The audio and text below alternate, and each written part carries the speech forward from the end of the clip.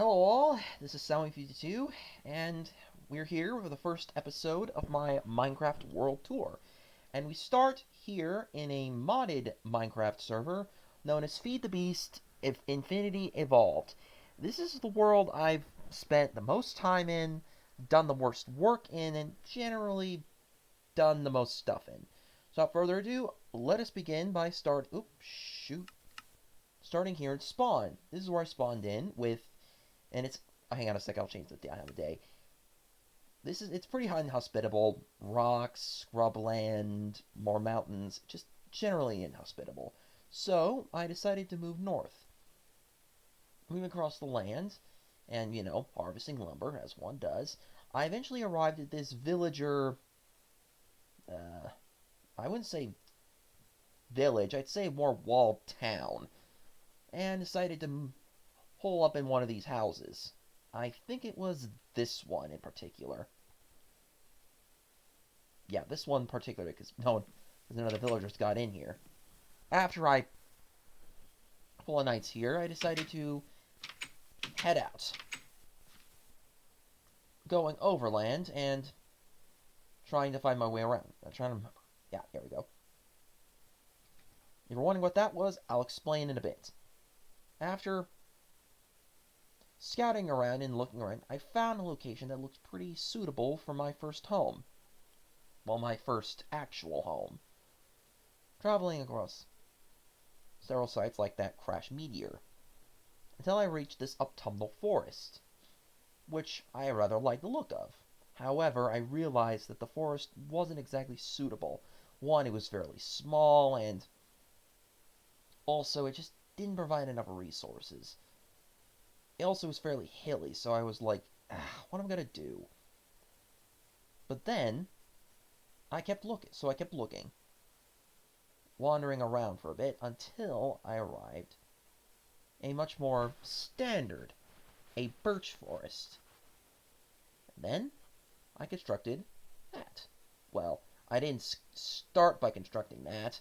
I found a good spot and then, well, dug downwards. And this is my original home. Literally a hole in the ground. This is it, my first home. It isn't exactly grand, mostly built just for like storage, machinery to, double my ores, that sort of thing. Over here was for Tinker's Construct. Tinker's Construct is a mod that allows you to create tools like this. This is the Shadow Pickaxe. Personal naming. It's made by various materials, such as you can see here. It adds new ores, new alloys. You can actually make alloys in this game. And you can even add various features. Like, for instance, I added redstone to increase its speed, lapis to increase its luck so I get more drops, a diamond to increase its durability, and a flux capacitor so that way it doesn't have any durability except energy. These items do have durability like normal Minecraft tools, but unlike normal Minecraft tools, these don't break. Well, they do break, but they don't break into oblivion and you lose them. They just break, so you need to repair them. So they're multi-use, they're reusable, and very much worth your time. I use these tools to dig this mineshaft, and I sort of did it sort of stair-step method. Build forwards, go down. Build forwards, go down. And so on and so forth until I reach bedrock.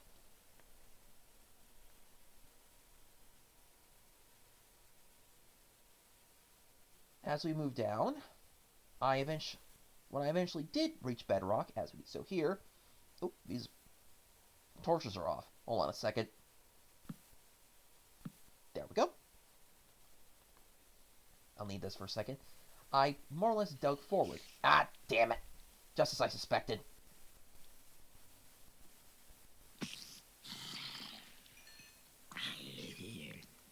Apologies for that.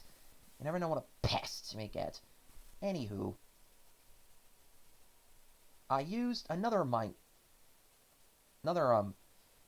Tinker's Construct tool. This, a hammer. Hammers dig in a very specific pattern, as I will demonstrate. Hold on. There. Demonstrate here. It creates a 3 by 3 square. And I more or less did that, creating these massive long shafts, allowing me to get plenty of materials that are only spawned at this lowest of levels. True, I missed out some of the more higher-ups, but I dug in certain caverns to get the materials I needed. Of course, digging this method doesn't have the undue risk. Besides those monsters, of course, I encountered, I also encountered a few pockets of lava. Now, as you can see, there are none here. That's because I drained them using a specific device. If I can just show that.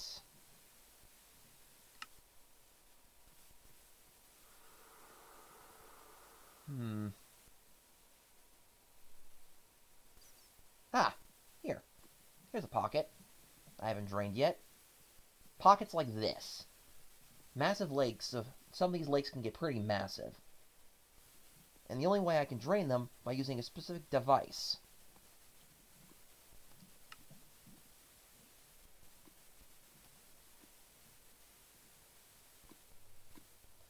What the hell is it? Ah, here it is. This device, an Endothermic Pump, which, if placed next to, say, lava or water, it drains the lava, but replaces each lava block with a stone block, making it ideal for harvesting these massive pockets of lava and then making them safe so you can mine them out and continue forward, which I did several times. Of course, some of the lava I did convert into obsidian so I can mine it for resources. I then used these vast amounts of resources to construct my home, which I will show now. There is no, I don't have an elevator getting up there. I just use the stairs. Through this entrance, and back out the front door, I used a design from one of my previous worlds and transferred it here, building about sort of a box method, sort of a 3 by 3 these panels with stone modern felsic masonry from the chisel mod, making up the most of it with these limestone ornate panel pillars supporting it, and some glass within.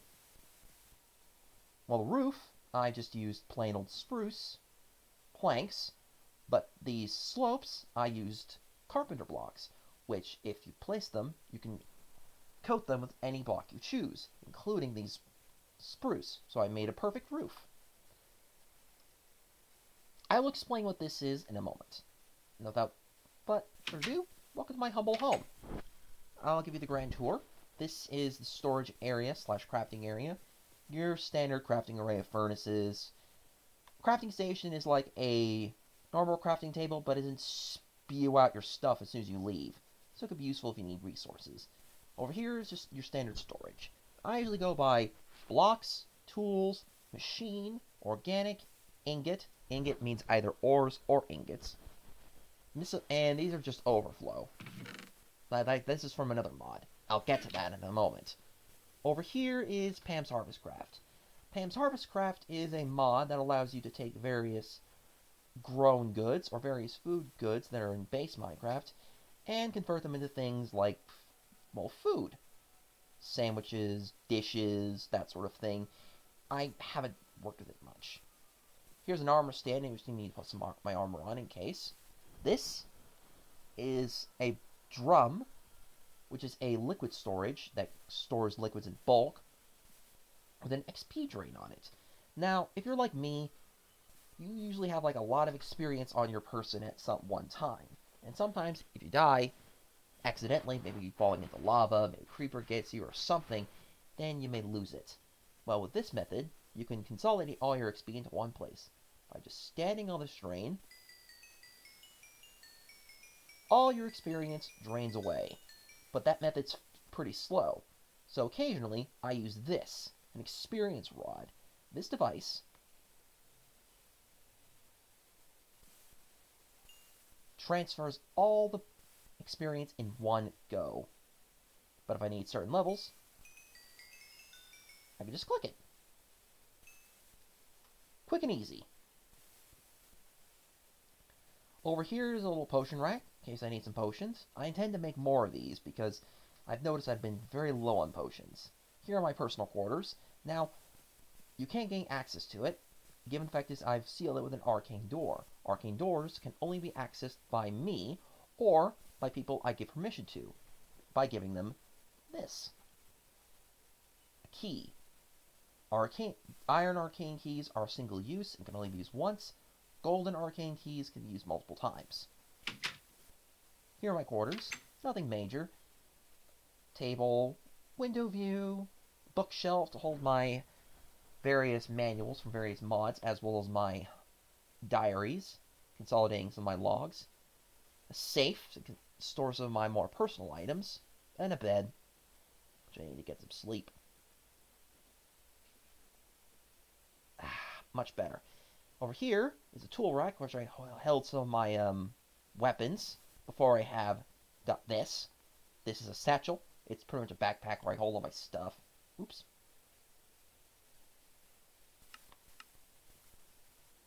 And that's my quarters. Moving up to the second level, you have the machine floor. Here, the room is split in half, devoted to two mods, Ender IO and Thermal Expansion. I'll get to that, what those are in a second. Now let's get to End. Now, what these mods do are simple. Is to generate power, and to then use that power to double my ores. And then process them into ingots I can use. Both the pulverizer, redstone furnace, Sawmill, and alloy smelter function the same way. The pulverizer and the Sawmill take ores and crush them down into dusts, which then is transferred over via either pipes or just by being in close proximity to each other to the smelter, wherein they are refined and placed into chests, such as these. However, the alloy smelter, as the name suggests, can also smelt together alloys, such as dark iron, a Ender IO exclusive alloy. Thermal expansion does have this, but its own thing, known as this device, an Induction Smelter, which does exactly the same thing. By combining various special ingots and special ores, you can create very special alloys. These two devices over here are made to create, again, exclusive Ender IO stuff and also mob spawners, in case I need them. For, say, if I need wither skulls, blaze rods, etc. Excuse me. Over here is a magma crucible and fluid transposer. This device melts stuff down. Say if I need some lava, or maybe some liquefied ore, it will melt it down, and then send it along these pipes over to the fluid transposer. And the fluid transposer will place them into, into specific objects, like say a tank, or a bucket, or these little things. These are called florbs. They're like snowballs, but you can fill them full of liquid. They're sort of like, think of them like water balloons. And if you throw them on an object, it spawns the liquid block right where it lands. So it's useful if you need to place, say, water blocks at range. Or if you need or if you can fill them full of lava and throw them at your enemy. Some of these machines are pretty self-explanatory, like Sawmill, you know exactly what it does. Turns logs into lumber. Over here is an energetic infuser, which, like I said, infuses objects that have batteries, like this capacitor. It fills it full of energy. Unfortunately, it does take a lot of energy for certain devices. Like this thing takes a lot of juice.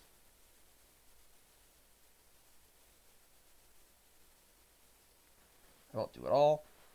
This is a pyrolithic isolator. It more or less grows seeds and turns them into various, again, crop goods. It's, well, it's a seed grower. I prefer growing it the old-fashioned way. Now, how do I generate all this power? Well, originally, I used this. Magmatic Dynamos. These objects generate power using lava, and using a tank, which I pushed right above it, would drain down into these pipes and into these dynamos. I just switch them on, and all the energy would drain through these cables, through the floor, and into this energy cell. But that was not exactly the most efficient method, since I can't just go around and keep looking for lava. So I decided to go solar, and that's what those are for. These solar cells, while the sun's out, generate power. And they even have a buffer, so they can hold a lot of energy as time goes on. That energy, again, transfers through various cables located beneath them, down into this cell. There's going to be a lot of transferring. I use that energy for various purposes, including making this stuff. These are Flux infused devices. These devices are just like normal tools, except they have special properties. If I hit the V key, hear that sound effect, they are now empowered. They do specific devices, like for instance this can mine an entire whole chunk of trees. Not a whole chunk, more like that. Yes, I did take out my floor on purpose. One thing I do not recommend doing on the regular. Of course, these do take power, so make sure you have a battery on your person like I do. And they're not just weapons, there's even armor, as I will demonstrate here. All these armor pieces make me pretty damn hard to kill, and as the arm, instead of durability, they take power. So these will not break. They'll, I need to make sure they don't run out of juice, though, but that's just a matter of putting in my inventory and letting them recharge from my battery. Anyways, let's move on to the attic. And here's the attic. I mostly use it for storage, mostly for bulk storage. Cobblestone, dirt, sand, gravel, snowballs, netherrack, etc. Using these barrels. These barrels store stuff in stacks greater than 64. In fact, there's almost no limit how much these things can store. Of course, you need specific upgrades, that way they don't become full. I've upgraded these things as far as they can go, and I admit, it actually worked pretty well for a time. But I couldn't have just but a big time... Oops, sorry, getting ahead of myself. Apologies. Anyways, moving on with our tour, let's look at this little device. Looks like a plain old torch, right? I mean, how boring. Not really. This is a Magnum Torch. Magnum Torches are very special because they prevent mobs from spawning in a large radius. In other words, I can work 24 hours a day without worrying about zombies or spiders or creepers coming up behind me and ruining my day. Without this little device, this area would be a lot more dangerous. Of course, it does prevent mobs from spawning, so if you need specific mob drops, you need to go a little further afield to find them. Moving on, this is my little area for portals, which I'll get to. Over here is my organic platform, which I grow various things. Here's my orchard, where I grow apples, pears, nutmeg, peaches, and mangoes. Delicious. Over here is more Pam's Harvest Craft fields in which I grow other sort of vegetables and fruits and vegetables. Zucchini, okra, scallion, spices, bell peppers, asparagus, tomatoes, coffee beans, corn, rye, garlic, etc., etc., etc. Lots of stuff. Over here is another Magnum Torch, keep mobs at bay. These sprinklers keep these plant's nice and hydrated. Of course, there's a water block in the center, but having these does help. And also, I can also put some bone meal in them to speed up the growth. Oh, look, a pig. Over here is a nether wart farm. Pretty standard stuff. Nothing really amazing about it besides its size. Over here is a multi-leveled sugarcane farm. I intend to use these sugarcanes to make biofuel eventually. Just need to figure out automatic way of harvesting them. We'll worry about that later. Now, my purview does not extend beyond this small shack. I have created a lot more works in other dimensions. And it's not the Nether. That place is still a bit of a frontier that even I still haven't built in, but I will change that someday. Instead, I will take you to another realm. A realm far beyond time. To this place. The last millennium from Extra Utilities. What is it? Well, as I said, it's a dimension, but a very special one. One that many RPG fans may know. If I click on this,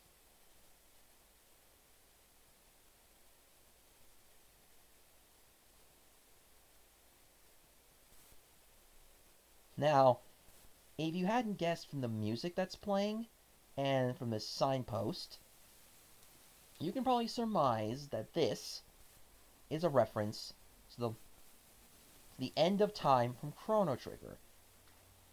Now, originally when you come here, all it is just this platform. There's nothing really beyond that. It's more or less a void world where you can do whatever you want in it. So I decided to devote it to my magical pursuits. Mostly Thaumcraft. Thaumcraft is a magical mod in which you take various objects, synthesize them down into their base elements, and then use those elements for various purposes and various magical pursuits to create items of vast power. I've also added another mod. This is a Thaumatic Energistics, a hybridization between Thaumcraft and Applied Energistics, which allows you to digitize objects, digitize certain objects, and access them. So, allow me to explain. But I'll get to that. Over here is just your standard arcane workbench with a Vis charging relay, which charges my scepter so I can do various things. Crafting station. This deconstructing table deconstructs various objects, like the stone, into, again, its base elements for me to use. If I put on my Vis goggles, you can actually see it working. Research table, where I do some of my research to discover various hidden lore. Over here is where most of my work is done. This is an Alchemical Furnace. As you saw with the stone, each object is made up of various elements, like this rotten flesh. I can then take those elements, put them in the furnace, and then synthesize them down. Those elements are then placed in these arcane alembics, wherein I can then take them and transfer them either via pipes or bottle them up into various containers. Or I can use this liquefied essence for various magical needs. Now, I have digitized this process. All the liquid is then sent through these cables in these into these import buses, down these cables, and into this device, and into this terminal. This terminal stores all the liquefied essence for further use. And if some of my projects need them, all I need to do is request it. But occasionally, but before this, I would take the synthesized essence, put it here, at my Essentia Library. Here, all the Essentia, as it's known as, is categorized, labeled, and placed in jars. All Essentia is here for me to use, and if, say for instance, I need Arbor, I would just go down the line until I reached Arbor, and then pick it up. And then take it over to my various need, and use it for my various purposes. Excuse me. Or if I need... Of course there's a bit of overflow, but for the most part, I had a ready source of the stuff. But if I needed more resources, I just melt it down. Simple as that. Over here are various nodes. These nodes exist in the world, and normally you find them in the world and then use your wand, as I mentioned, to drain them of resources. But there are methods of transporting these nodes and placing them within these. A node stabilizer, so they won't just disappear. Then I can use these node stabilizers on this wand recharge pedestal to recharge my magic wand of the various V's. It's full now, but if I need to recharge it, I just stick it here. But sometimes I need to recharge other things, so I use this, an energized node. Using this node transducer, it energizes this node, turning into pure energy that then transfers across these relays to my table, charging my scepter, so I don't have to keep recharging my wand every time I need to do a project. I just leave it here and let it recharge. But, excuse me, over here is an alchemical construct, which allows me to, again, use those Essentia, render down Essentia, and use it for various alchemical processes, creating things like this night ore, which is a ever-burning flame, but also acts as a really neat-looking torch, or this elementium, which is a powerful fuel, but also tends to be quite volatile if thrown. But all this magical stuff and all this delving into the unknown can be a real strain on one's mind. That's why I created this. It's an arcane spa. Helps me relax sometimes. Just sitting here and just letting it all unwind. That's stuff. Sorry about that. Need a little bit of a dip. Helps ease the strain off one's mind. Especially when you're doing this. This is a Runic Matrix. This is the most advanced crafting system in the game. Using, as I said, the Essentia, you can create various items of power, but you don't need just Essentia. You also need objects, placed in very specific patterns to these pedestals, that are then broken down and combined using the Runic Matrix on the central chamber. This, depending on the object, the chance of failure could be rather high, rather low, or anywhere in between. It's all a matter of what object you pick. And sometimes you need a lot of them. So, I use this a lot. Over here are various armors I use. Some can be quite dangerous. Others are for my own defense, actually quite proud of, and others are quite humble, such as these.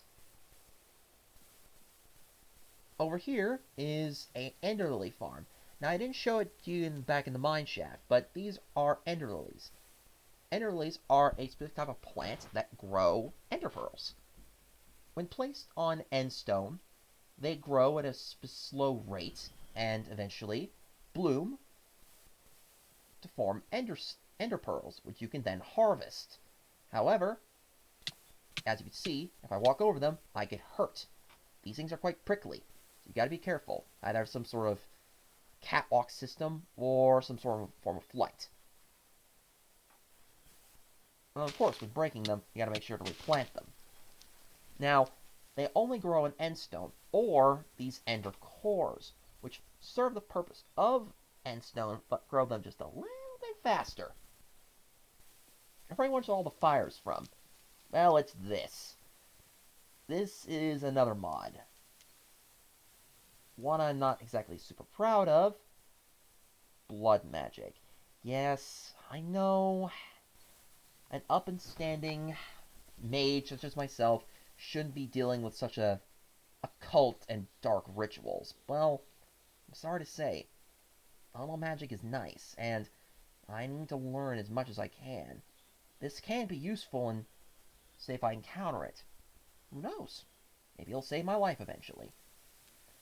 So, what is blood magic? Well, simply put, it's using one's life essence, or the life essence of other creatures, to do various magical means.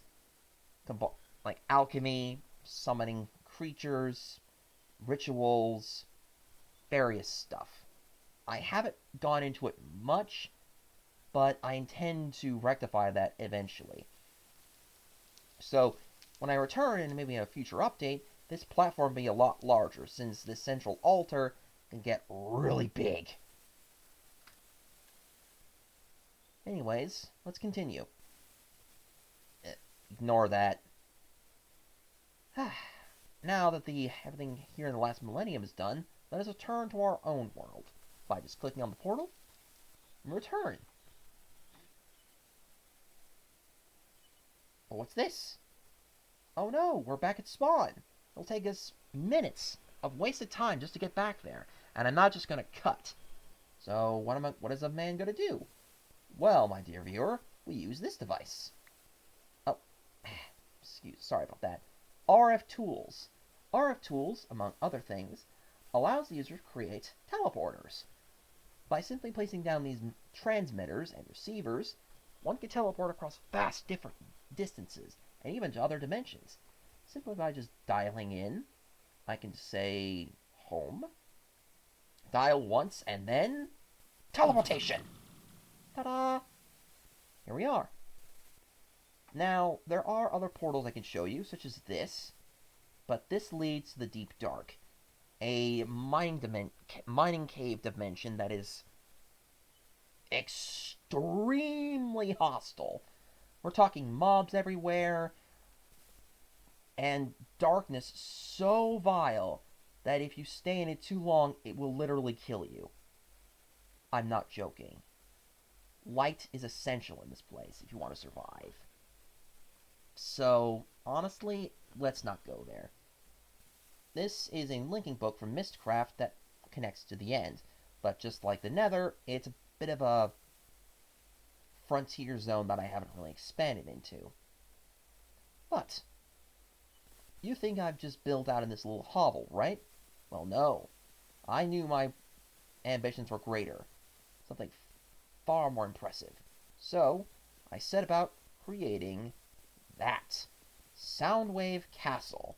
Now, I haven't thought of a concrete name, but Soundwave Castle works.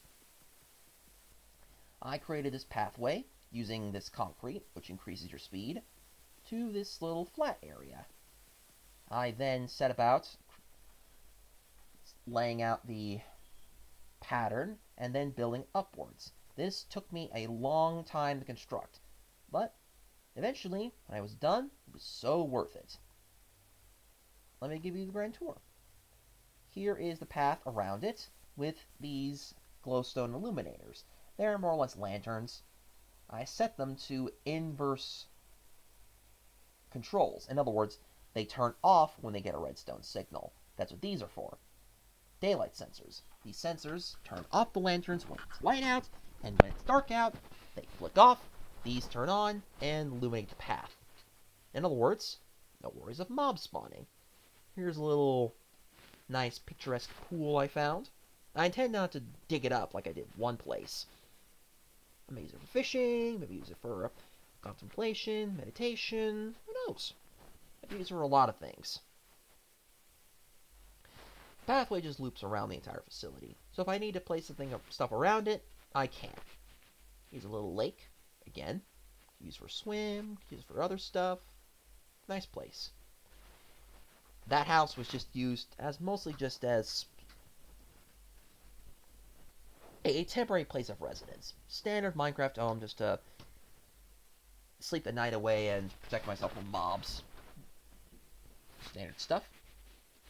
Over here, this of course, as you can guess, this project required a lot of stone to do, and that's what this is, an Igneous Extruder. This creates either stone, cobblestone, or obsidian using lava and water. And from that, I got an absolute... Oh, sorry, it's not in there. A lot of stone to use in this project. I'll explain what these are in a bit. Here is a weather obelisk. It's a means of pretty much deleting rain without resorting to commands.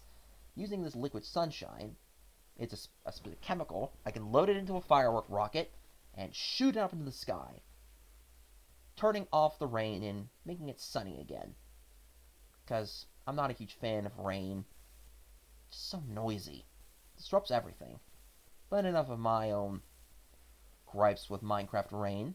Let's show you the interior.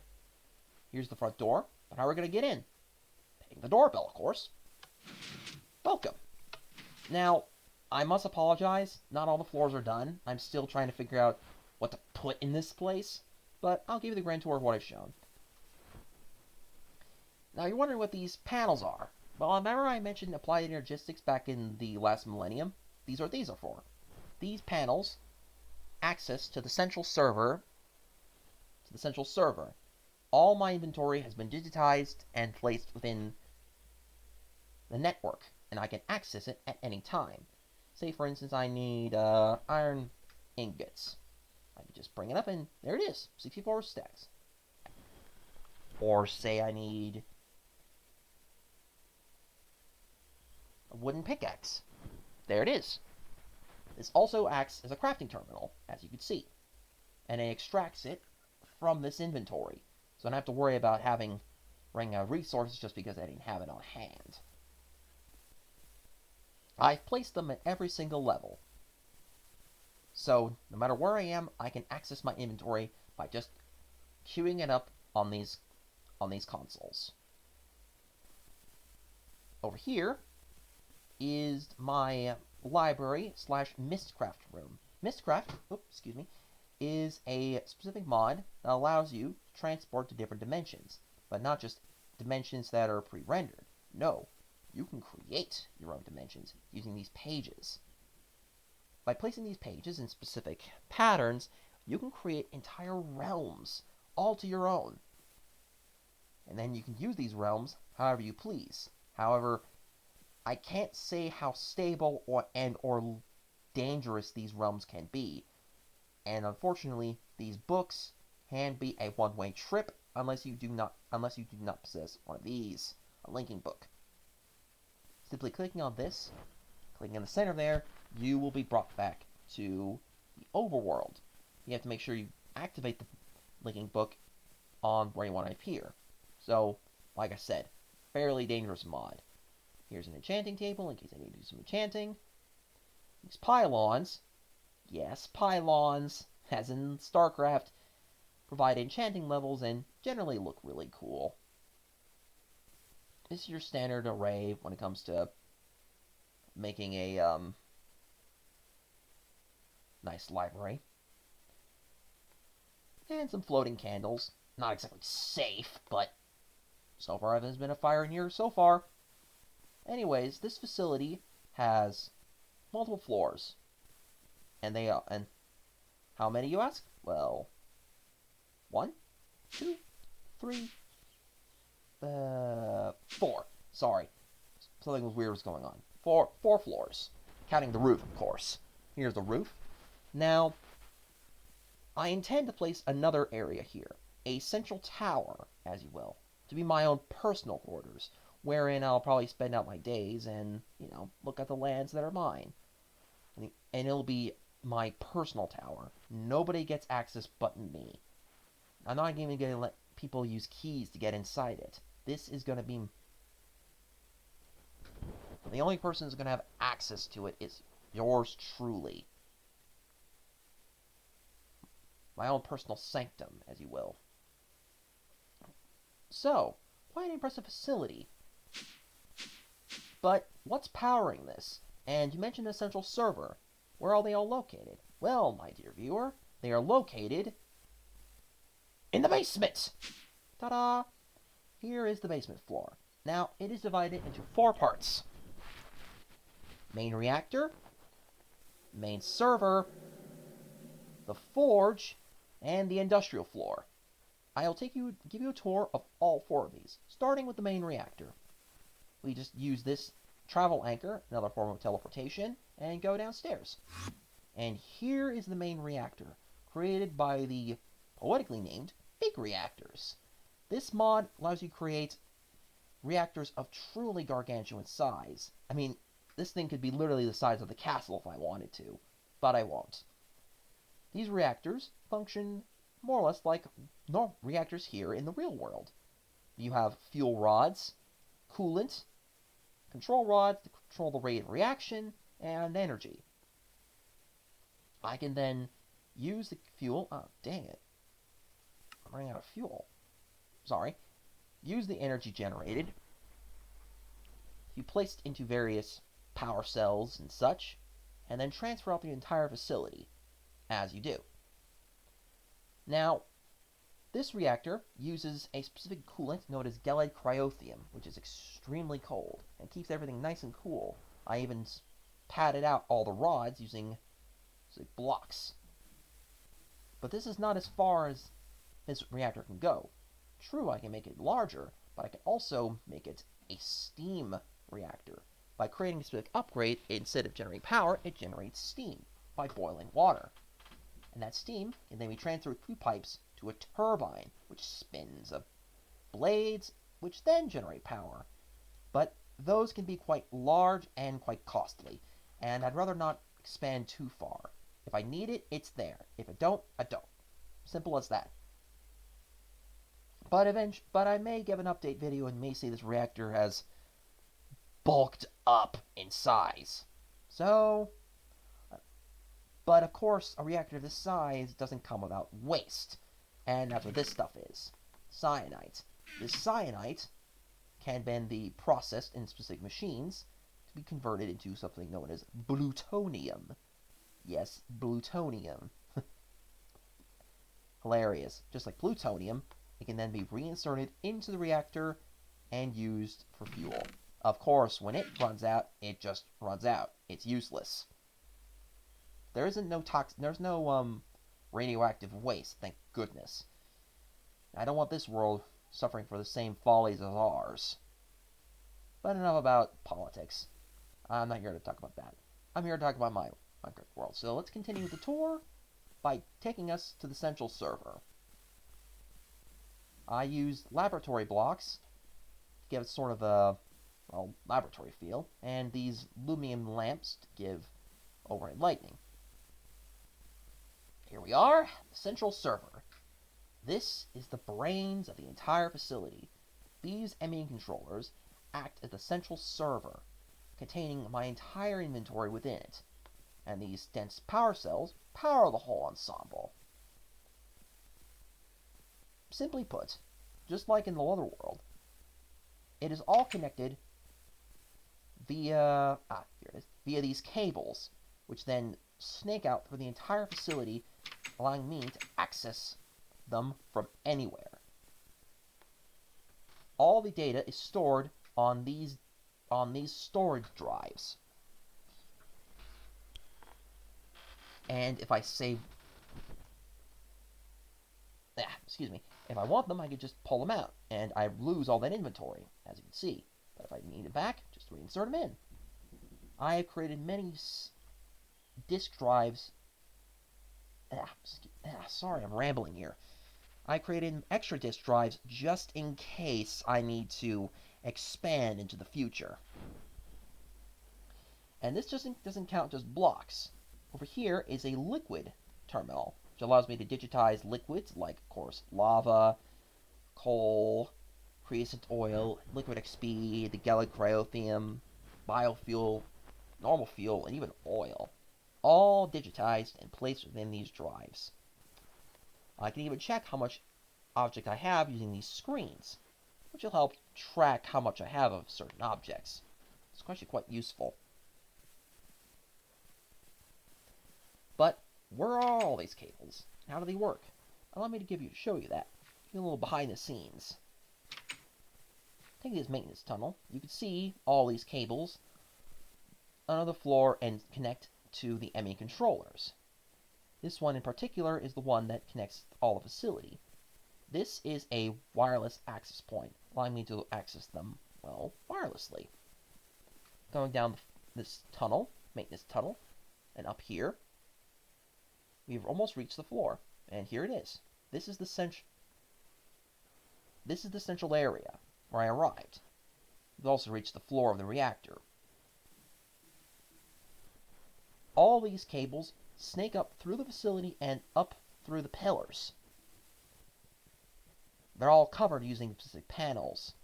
You know, gotta make them look aesthetically pleasing.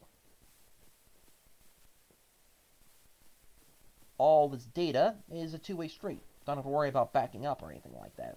We're in the wireless age. It's not old technology powering this stuff. So yeah, pretty damn impressive. Anyways, continuing on with the tour, we arrive at the forge. As you can see, I have lava lighting the ways using these iron bars. Don't worry, these won't melt. Here is the Tinker's Construct Force I mentioned previously. It allows me to melt down various ores and then either create various tools using these casting tables. In fact, instead of just telling you, how about I show you?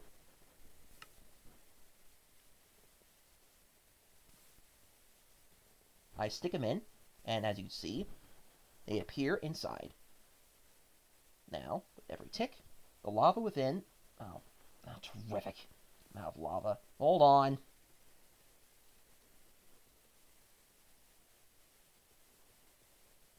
Try to make a video and it runs out. Typical. Excuse that for a moment. You know, technical difficulties, as they say. The process isn't exactly fast. But eventually, given enough time,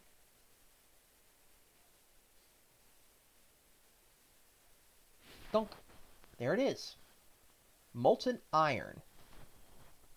Rendered down, placed within the smeltery. Now, I can then take, for instance, a pattern. Say, for instance, I want to make a pickaxe.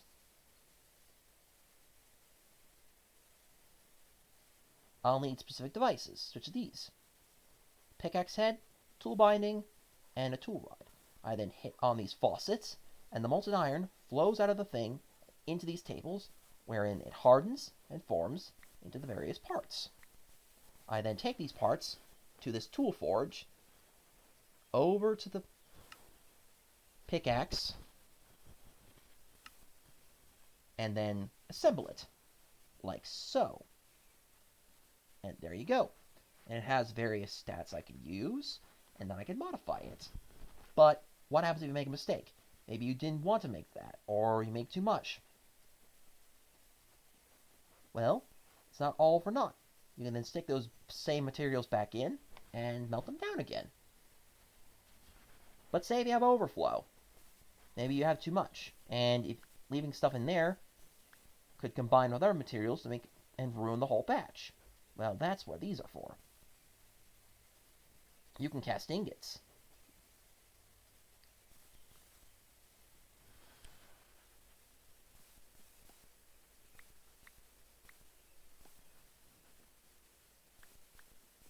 Impressive, don't you think? You can even cast blocks of metals using this method. So you're not just stuck using just ingot by ingot. Sometimes you make a lot more than you need. But I must warn you, keep these things sealed. You can drop people into them, and yes, and add a little blood to it. Now, it is useful to making just one specific type of ingot, but I would not recommend sacrificing people and or animals in your bid for world conquest. And honestly, you're not like some Cornite worshipper. You're all model citizens, your people. Anyways, moving on with our tour, we shall finish our tour of the castle with this, machine floor. Now this is new. Notice the disordered blocks and the treated wood beams holding up the ceiling. and lanterns lighting our way. This is all devoted to this mod, Immersive Engineering. Now, what is Immersive Engineering? Well, it's pretty much machine making on a massive scale. More or less realistic machines. As you can see, this crusher serves the same purpose as some of the crushing machines I have in my house, but much larger. And all the process is somewhat automated, but instead of using pipes, we need conveyor belts to transfer it down the line and into chests, or into other processes. And to power it, instead of using those conduits, you actually need to wire it. These wires. As with the last thing, allow me to demonstrate with this process. I'll just take this gold and drop it onto the conveyor belt. Then goes down the line, up the conveyor belt, and into the crusher. It then gets crushed down into its base elements, and all that ore goes here. Honestly, it's a bit finicky at sometimes, but what it's supposed to do was this. Go down the line, go into this dropping conveyor, and into this chest. There are more machines. Bottlers, squeezers, fuel refineries, etc. I'll be adding a lot more of these, so I'll add that to the update video. Now that that's done, and that's a tour of the castle. But we are not far from finished. Oops, sorry. There are two places I would like to show you. You'll have to use the teleporter. First is a little secret place.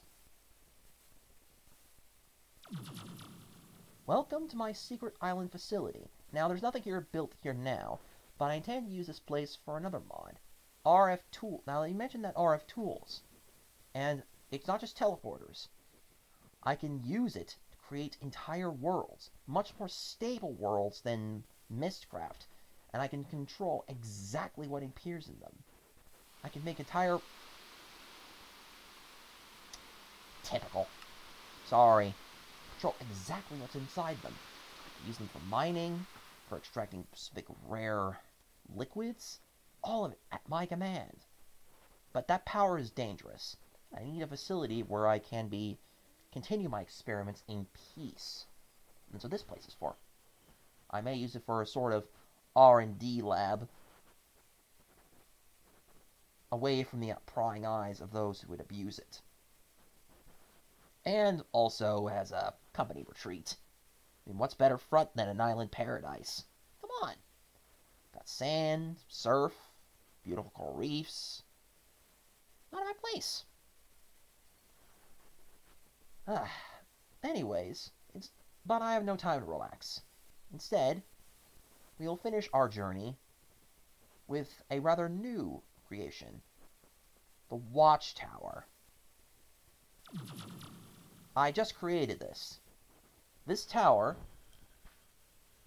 is somewhat of a, well, another sanctum. Another place I can just relax and enjoy my time. Let me give you the tour.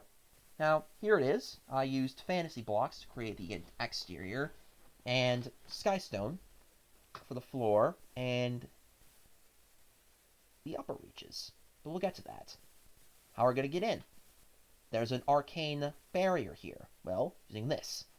Just like the arcane doors, this only responds to me, unless I give someone a key. So, like I said, nobody's getting in here unless they break in.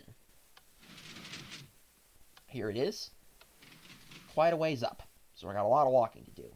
But what's lighting this place? You don't see any torches. Well, that's what these things are for. Arcane Lamps, which place specific lights that don't exist, but lights nonetheless, around the area, in a specific sized area. They aren't perfect. I had to place multiple in here, but they served my purpose of lighting this massive space without resorting and placing just torches just willy-nilly. Anyways, let's take the stairs. Now, of course, I could have just used elevators, but what's the fun in that? This tower is split between light and shadow. I kind of christened it the Watchtower, called the Watchtower, but it's also the Tower of Twilight. Night and day, good and evil, light and dark. Poetic, don't you think? Now, this may look familiar to you. Yep, this is where I did my intro video back all that time back. I did it here, in my new tower. Now, it isn't furnished much. I mostly use it for some of my alchemical pursuits, making new potions and various others, while, just relaxing. But we must go to the roof to show up the final bit of my creation, using this elevator. Here we are, the roof. Here, you can give it a better look, are 4 crystals, representing the 4 elements: fire, water, earth, air. All of their energies, if need be, can be channeled into the central point and into these altars, for me to use in various purposes, or just in case I need them. They all have the amount of power within them, and they're actually quite powerful. Provide gameplay experience? No, it's just for role-playing, but it's still pretty neat. Here's the view. I could have made this a lot taller, but I didn't want to, overextend myself and make this just absolutely gargantuan. So, if I get to the roof. So yeah, that's my Minecraft world. Oh, let me take this off so you can see me better. I hope you enjoyed this little tour of my updated Feed the Beast Infinity Evolved, world. I intend to make this a regular series and showing off some of my other worlds. Now, I must apologize, some of them may seem a bit odd, because I recorded them before I did this one. I may re-record them in the future, but yeah, that's that. So, this is Sawmill 2 saying, see you next time.